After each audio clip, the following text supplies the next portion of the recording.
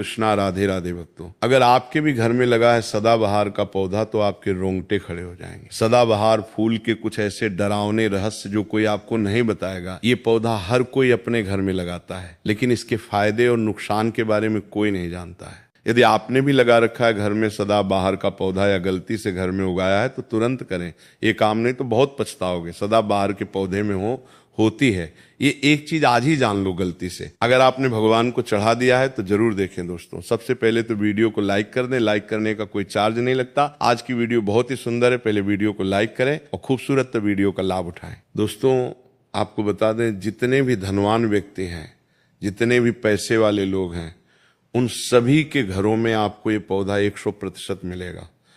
और दोस्तों आपको बता दें कि सदाबहार का जो पौधा होता है उसमें कई फूल खिलते हैं। इसी के साथ आपको बता दें कि सदाबहार का पौधा होता है वो बहुत आसानी से उग जाता है और इसे कहीं पर भी आप बहुत आसानी के साथ उगा सकते हैं। दोस्तों आपको बता दें सबसे बड़ी बात कि ये जो सदाबहार के रंग बिरंगे फूल है ना, ये आपकी किस्मत को बदल देंगे, आपकी किस्मत को रातों रात चमका देंगे। जी हाँ दोस्तों, जिस तरह से ये रंग बिरंगे फूल होते हैं और जैसे ये रंग बिरंगे कलर के होते हैं, उसी तरह से ये तुम्हारी जिंदगी में भी रंग बिरंगे रंग भर देंगे। दोस्तों आप एक बार इस पौधे के उपाय को जरूर आजमा कर देखें और इसके लाभ भी आप स्वयं देख लेंगे। अगर आप भी अपने जीवन में बहुत मेहनत करते हैं, बहुत प्रयास कर रहे हैं जिंदगी में सफल होने का, मगर सफल नहीं हो पा रहे हैं, बार बार आपको असफलता का मुंह देखना पड़ रहा है, आप बार बार निराश हो रहे हैं, तब तो आपको ये उपाय जरूर ही कर लेना चाहिए। अगर कोई व्यक्ति कोई अपना व्यापार शुरू करता है, कोई काम शुरू करता है और अगर उसे उसमें नुकसान होने लगे और उसका वो व्यापार न चले तो व्यक्ति बहुत परेशान हो जाता है और वो सोचने लगता है कि अब इस व्यापार को मैं बंद ही कर देता हूँ, अब इस काम को करने से कोई फायदा नहीं है, जब इस काम से मुझे कोई मुनाफा ही नहीं हो रहा है, मेरी आर्थिक स्थिति अच्छी हो ही नहीं पा रही है। फिर व्यक्ति परेशान होकर सोचता है कि चलो हटाओ, रहने दो, इस काम को अब हम हटा देते हैं, बंद कर देते हैं, कोई दूसरा काम कर लेते हैं। और इसी तरह से व्यक्ति काम भी बदलते रहते हैं, बहुत कोशिश करते हैं, लेकिन उसके बावजूद उनको सफलता प्राप्त नहीं हो पाती है जैसा वो चाहते हैं, उनकी मनोकामना पूरी नहीं हो पाती है, उनका व्यापार नहीं चल पाता है। तो अगर आप भी अपने जीवन में कोई व्यापार कर रहे हैं और आपको बार बार उसमें नुकसान देखने को मिल रहा है, या जो भी काम आपने शुरू किया है वो काम आपका नहीं चल पा रहा है, जिस चीज़ को लेकर आप बहुत ज़्यादा परेशान हैं, किसी विशेष क्षेत्र में आपने तैयारी कर रखी है लेकिन उसमें भी आपको सफलता प्राप्त नहीं हो पा रही है, तब आपको एक बार, सिर्फ एक बार इस उपाय को जरूर करके देखना चाहिए। आप इसके परिणाम और इसके लाभ, इसके चमत्कारी लाभ आप खुद देख लेंगे। इसी के साथ दोस्तों इस उपाय को वो लोग भी कर सकते हैं जिनके सर पर बहुत याद कर्जा हो गया है, या जिसने किसी से बहुत ज़्यादा उधार पैसा नहीं लिया है और वो सुधार को चुकाने में सक्षम नहीं है, चुका नहीं पा रहे हैं। लेकिन कभी कभी होता यह है कि व्यक्ति चाहे कितनी भी मेहनत कर ले, उसके बाद उसको सफलता प्राप्त नहीं हो पाती है। और दूसरी तरफ ऐसे भी लोग होते हैं जो दिन रात मेहनत करके धन कमाते हैं, लेकिन उनके हाथ में धन आते ही बहुत तेजी के साथ वो उनका चला जाता है। कभी बीमारियों में वो पैसा चला जाता है तो कभी किसी अन्य चीज में वो पैसा उनका चला जाता है। कुल मिला के आप कह सकते हैं कि उनका जो धन है वो अच्छे कार्य में कम जाता है, लेकिन बीमारियों में और बुरे कार्यों में ज़्यादा उनका वो धन बर्बाद हो जाता है, जिसको लेकर वो बहुत परेशान रहते हैं और महीना ख़त्म होने से पहले ही उन्हें किसी न किसी से उधार लेना पड़ जाता है। और देखिए, उधार व्यक्ति कभी भी अपनी मर्जी से तो लेता नहीं है।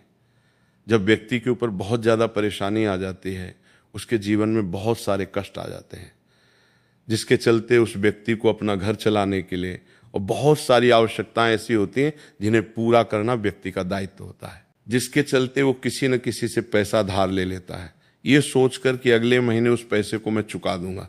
लेकिन जैसे ही अगला महीना आता है, समस्याएं और परेशानियां खत्म होने का नाम ही नहीं लेती हैं, जिसके चलते उसके सर पर कर्जा बढ़ता ही चला जाता है और वो उस कर्ज को चुकाने में धीरे धीरे असम होता चला जाता है। उस कर्ज को चुकाने में उसे बहुत दिक्कतों का सामना करना पड़ता है, या कभी कभी व्यक्ति इतना ज़्यादा भी कर्ज में डूब जाता है कि उसकी उस बस के बाहर हो जाता है कर्जे को अपने स्तर से उतारना। जी हाँ दोस्तों, तो अगर आपके जीवन में भी ऐसी कोई समस्या है तो आपको ये उपाय जरूर ही कर लेना चाहिए दोस्तों। और हम आपको बताएंगे ऐसे चमत्कारी फूल के बारे में, ऐसे लाभदायक फूल के बारे में जिसका उपाय यदि आप कर लेते हैं तो आप खुद देखेंगे कि कितने ज़्यादा चमत्कारी लाभ उस पौधे के हैं। यदि इसका सही प्रकार से उपयोग किया जाए, उपाय किया जाए और भगवान को ये फूल अर्पित कर दिया जाए तो यकीन मानिए आपके जीवन के सारे कष्ट, सारी परेशानियां तो दूर हो ही जाएंगी, साथ ही साथ जो भी आपकी मनोकामना है वो बहुत जल्दी पूरी हो जाएगी। इसी के साथ दोस्तों, आपके जीवन में अगर धन से जुड़ी समस्याएं बन चुकी हैं, आपके जीवन में धन आना बंद हो गया है, अगर आप चाहते हैं कि आपके जीवन में, आपके घर में धन की वर्षा होने लगे, तो आपको कुछ भी नहीं करना है, सिर्फ इस पौधे को अपने घर में लेके आना है।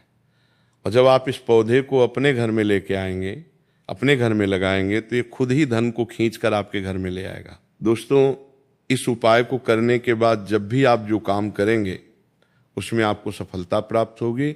और इस उपाय को करने के बाद यदि आप मिट्टी भी बेचने जाएंगे ना, तो उससे भी आपको कई गुना लाभ प्राप्त होगा। तो आज की वीडियो में हम आपको 3 से 4 उपाय ऐसे बताएंगे जो सदाबहार फूल के ही उपाय हैं, और जिन उपायों को यदि आप कर लेते हैं तो आपको कई गुना लाभ उपायों का मिल जाएगा। तो आपको सिर्फ इतना करना है कि आपको जो भी उपाय हम आपको बताएंगे उन्हें बहुत ध्यानपूर्वक सुनना है और उपायों को अच्छे से समझ के करना है, जिससे कि आपसे कोई भूल चूक ना हो। बिल्कुल अच्छे से आप वीडियो को पूरा देखें और उपायों को तभी करें जब आप वीडियो को पूरा देख लें और उपायों को अच्छे से समझ लें, तभी आपको ये उपाय लाभ देंगे। इसी के साथ दोस्तों, कमेंट सेक्शन में सबसे पहले जयकारा लगा दें। आप चाहें तो अपने इष्ट देव का जयकारा लगा दीजिए, किसी का भी आप जयकारा लगाएं, लेकिन जयकारा जरूर लगाएं। और अगर आप हमारे चैनल पर पहली बार आए हैं तो चैनल को जरूर सब्सक्राइब कर लें और वीडियो को लाइक जरूर कर दें। तो चलिए जल्दी से हम आपको बता देते हैं कौन कौन से हैं वो उपाय दें कि ये तो आप सभी जानते हैं कि संसार में बहुत तरह के वृक्ष पाए जाते हैं और सभी वृक्षों का अलग अलग महत्व होता है। उन्हीं में से कुछ पेड़ पौधे, कुछ वृक्ष ऐसे होते हैं जो देवी तुल्य होते हैं। मतलब कहने का है कि जिन्हें देह का दर्जा प्रदान किया गया है, जिन्हें देवताओं का दर्जा प्रदान किया गया है। जैसा कि आप जानते हैं, तुलसी का पौधा हो गया, पीपल का वृक्ष हो गया, बट वृक्ष हो गया, ये सभी बहुत पूजनीय पौधे माने गए हैं। तो आपको बता दें कि कुछ वृक्ष ऐसे होते हैं जिनमें दा शक्ति होती है, जिनके अंदर बहुत अलौकिक चमत्कार होते हैं। अगर बात कर ले पीपल के पेड़ की, तो उसमें साक्षात श्री हरि विष्णु का वास माना गया है और समस्त देवी देवताओं का वास भी पीपल के पेड़ के अंदर माना जाता है। और अगर हम बात करें शमी के पेड़ की, तो सभी का जो पेट होता है उसे शनिदेव की तरह ही देखा जाता है। कहा जाता है कि शनिदेव का उसमें वास होता है। और अगर बात करें आंकड़े की, तो यानी कि हम जब आंकड़े का पेड़ देखते हैं, उसे निहारते, तो ऐसा लगता है कि गजानन को हम निहार रहे हैं।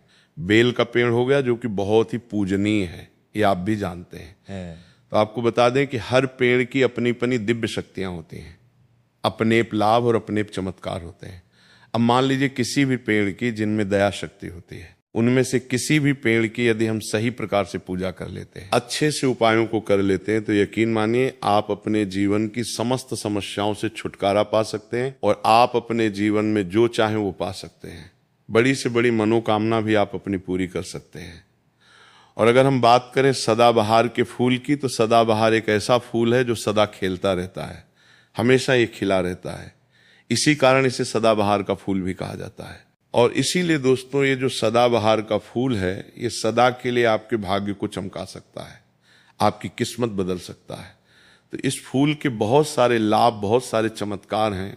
हम आपको बहुत ही सरल शब्दों में बताने का और समझाने का पूरा प्रयास करेंगे, जिससे कि आपको किसी समस्या का सामना ना हो, आप उपायों को बहुत अच्छे से समझ के अच्छे से कर सकें।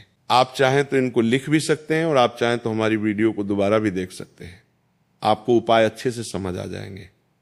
तो देखिए, अगर बात करें सदाबहार के फूल की, उस पौधे की, तो सदाबहार के 2 रंग के फूल होते हैं। एक फूल होता है सफेद रंग का और वहीं दूसरा जो फूल होता है वो होता है गुलाबी रंग का। आपने देखा भी होगा, हल्का गुलाबी रंग का फूल होता है। तो आपकी जानकारी के लिए बता दें कि सफेद रंग का जो सदाबहार का फूल होता है वो माता लक्ष्मी को प्रसन्न करने के लिए बहुत ही कम, अगर फूल है बहुत ही ज्यादा, माता लक्ष्मी को फूल पसंद है। और गुलाबी रंग का जो सदाबहार का फूल होता है वो भी माता लक्ष्मी को अति प्रिय होता है, क्योंकि गुलाबी रंग तो माता रानी का सबसे ज्यादा प्रिय रंग है। तो जब आप सदाबहार के इन फूलों का कोई उपाय करते हैं, तो इसका मतलब है कि धन खींचने की चाबी आपने अपने पास रख ली है, धन खींचने का पौधा अब आपने अपने घर पे लगा लिया है।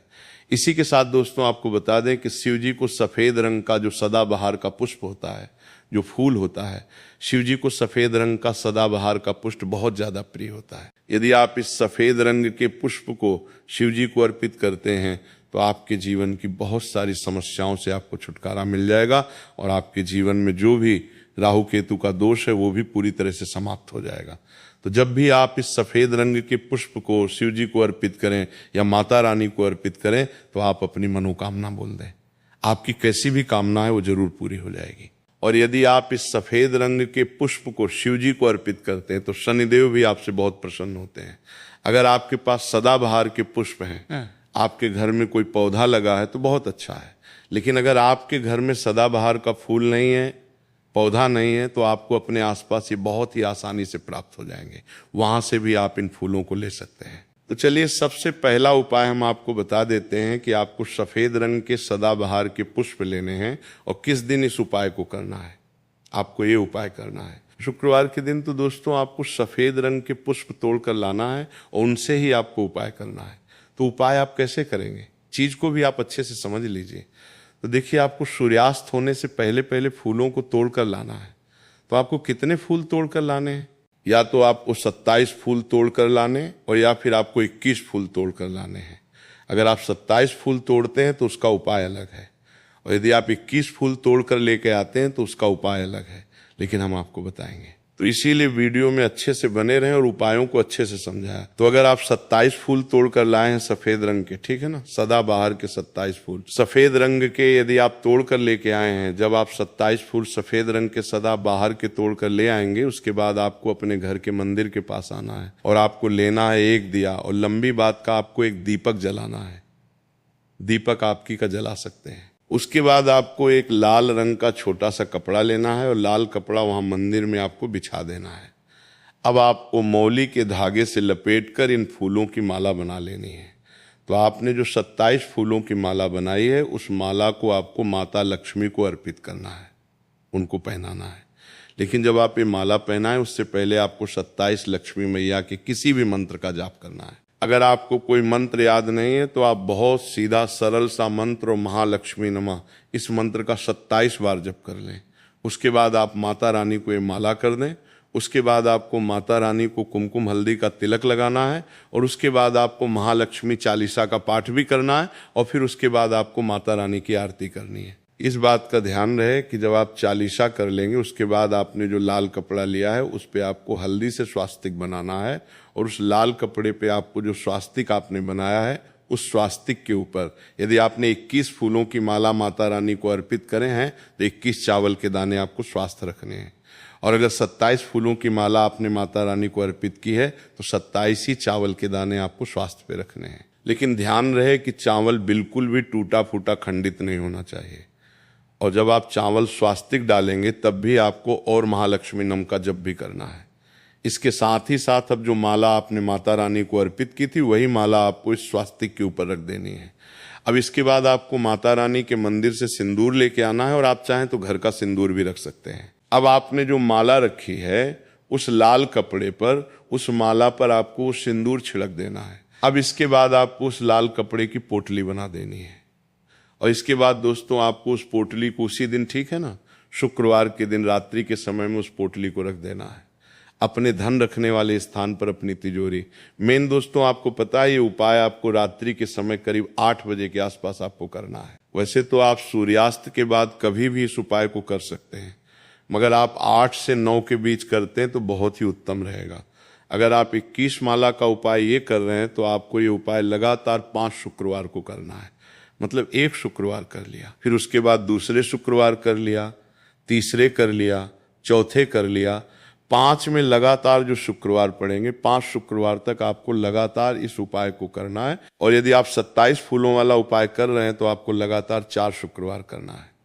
तो देखिए, उपाय चाहे आप 4 शुक्रवार कर रहे हैं या 5 शुक्रवार कर रहे हैं, आप इस बात का ध्यान रखें कि आपको अलग अलग पोटली नहीं बनानी है। आपने जो सबसे पहली पोटली बनाई है उसी पोटली को आपको लेना है।